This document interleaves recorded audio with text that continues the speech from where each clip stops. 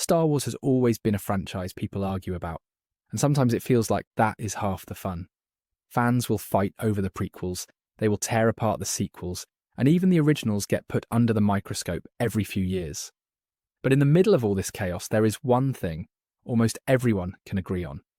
One piece of Star Wars that actually made the entire saga better instead of worse. And that is the Clone Wars. Now I know what you are probably thinking. A cartoon, really. That is the best Star Wars has to offer. But hear me out. This wasn't just some Saturday morning filler. This was a series that took the bones of the prequels and actually gave them flesh and blood. It fixed the characters, deepened the politics, and made the galaxy feel alive in a way the movies never had time to. It was the hidden masterpiece of the saga. And it wasn't just about filling gaps, it was about creating meaning. The fall of Anakin went from clunky plot point to heartbreaking inevitability. The Jedi went from wise old monks to flawed leaders whose mistakes doomed the galaxy. And the clones, the literal cannon fodder of the films, became the most human characters in the entire franchise. The show took what was broken and turned it into something unforgettable. What is crazy is how far it pushed itself. One week you had lightsaber duels that rivaled the movies, and the next you had war stories that would rip your heart out. There were noir mysteries, horror-tinged episodes, political thrillers, and even existential force arcs that made the films look shallow by comparison. It was ambitious in a way no one expected from a so-called kids' show, and it pulled it off. And here is the thing. Without the Clone Wars, Star Wars would feel smaller today. You wouldn't care about Rex or Ahsoka. You wouldn't cry at Order 66, and you wouldn't have half the stories that followed like Rebels, The Mandalorian, or even Andor. The Clone Wars redefined what this universe could be, and once you have seen it, the saga is never the same again. In this video, we are going to break down exactly why the Clone Wars is the best thing Star Wars has ever given us, how it reshaped the prequels, how it turned side characters into legends, and why its legacy might outlast everything else in the franchise. When people talk about the Clone Wars, they usually start with how it saved the prequel era, and honestly, they are right. The prequels gave us incredible lore and ambitious world building, but the characters often felt flat, stiff, or awkward. George Lucas had the ideas, but not always the execution, and that is where the animated series came in.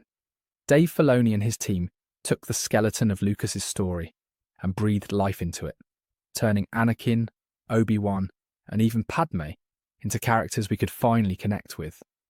Suddenly, these weren't just figures moving through a predetermined plot.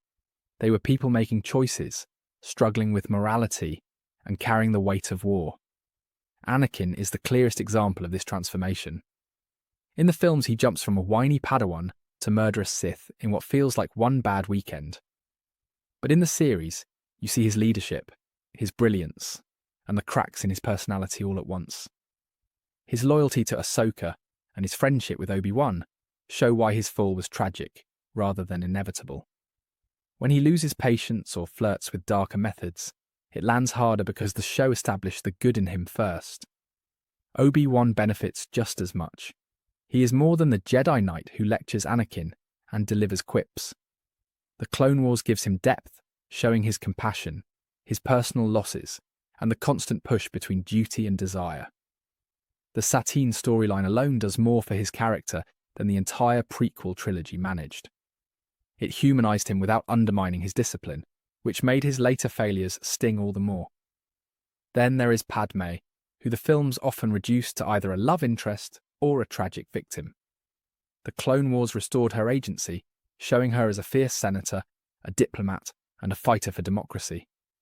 Her episodes showed that she was smart, brave, and respected, which gave her relationship with Anakin actual weight rather than melodrama. The Jedi Council also benefited from the longer format. Yoda, Mace Windu, and Plo Koon weren't just background figures anymore. They became active players whose decisions had lasting consequences. The show illustrated their blind spots, their arrogance, and their inability to adapt. These flaws made Order 66 not just a twist, but a devastating inevitability rooted in years of poor judgment. And it wasn't just Jedi and senators. The show turned side characters into legends. Cad Bane became one of the most menacing bounty hunters in the franchise, and Asajj Ventress evolved from disposable henchwoman to tragic anti-hero. These arcs gave fans reasons to care about the galaxy beyond just the Skywalkers.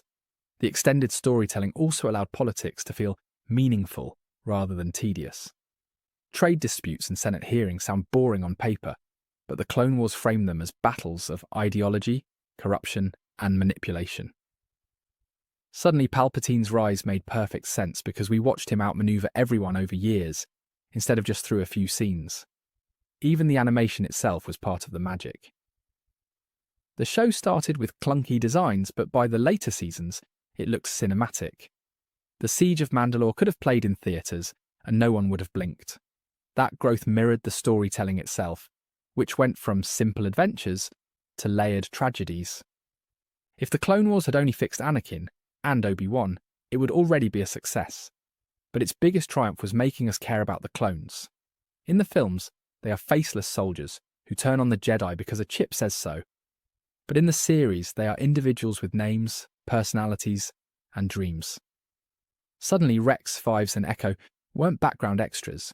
They were the heart of the war. Think about how groundbreaking that was. This was a show for kids, yet it made viewers wrestle with the morality of creating an army of human beings bred for war. Episodes like Rookies or The Deserter asked if clones were people or property, and the answer was always complicated. One clone abandoning the war wasn't treated as a joke. It was treated as a profound moral dilemma. Captain Rex is the perfect case study. He starts as the model soldier, loyal to the Republic and Anakin. But as the war drags on, you watch him wrestle with doubt. By the end, when he takes off his helmet in tears, after being forced to fight his brothers, it becomes one of the most human moments in all of Star Wars. A literal copy, designed to be expendable, becomes more relatable than almost any character in the films. The clones also gave the writers room to explore tragedy on a level the movies never could. Domino Squad's journey from training to eventual sacrifice was heartbreaking because you felt their brotherhood. The Umbara arc remains one of the darkest in the franchise, pitting clones against each other under the command of a ruthless Jedi. These weren't just action set pieces, they were war stories, grounded in character and consequence. Order 66, which in the films happens in minutes, became devastating precisely because of this groundwork. When you see Rex, Jesse, and the others executing the command, it isn't just plot mechanics, it is personal. We know their voices, their quirks, their loyalties, which makes their betrayal one of the most crushing gut punches in the saga. Even clone side characters, who appeared briefly, left lasting marks. Cut Lorquain showed that clones could choose another life. Gregor demonstrated resilience, and Wolf revealed the long-term trauma of war. Each of these characters expanded the definition of what a clone could be, reminding fans that identity is more than DNA. This humanization also changed how fans viewed the entire Republic era. Instead of nameless troops, the clones became beloved, and suddenly the Republic's use of them looked morally bankrupt. It reframed the Jedi as generals complicit in an ethically questionable system, a detail the films mostly ignored. It is no exaggeration to say that the Clone Wars turned the clones from cannon fodder into cultural icons. Without the series, you don't get legions of fans cosplaying as Rex or writing novels about clone squads. The show gave them individuality, which made them unforgettable. Before the series, the prequels were largely seen as awkward, uneven, and disappointing. After the series, the entire era became richer and more beloved, because the show filled in the emotional gaps. It reframed old scenes, gave new context, and built a bridge between trilogies that felt seamless. Take Anakin's fall, for example. Revenge of the Sith always felt rushed, but after the Clone Wars, his choices carried weight. We saw his loyalty to Ahsoka, his mistrust of the Council, and his slow embrace of darker methods. Suddenly his betrayal wasn't a shock, it was a heartbreak. Fans who once mocked his character started mourning him instead. The same goes for Order 66. Before, it was a tragic montage. After the Clone Wars, it became a crushing inevitability, years in the making. Watching Rex sob through his programming, or seeing Ahsoka desperately try to save her brothers, gave the moment the raw emotional punch it always deserved. Even the larger galaxy shifted in meaning. Episodes exploring Mandalore, the Night Sisters, or the underworld of Coruscant made the universe feel lived in.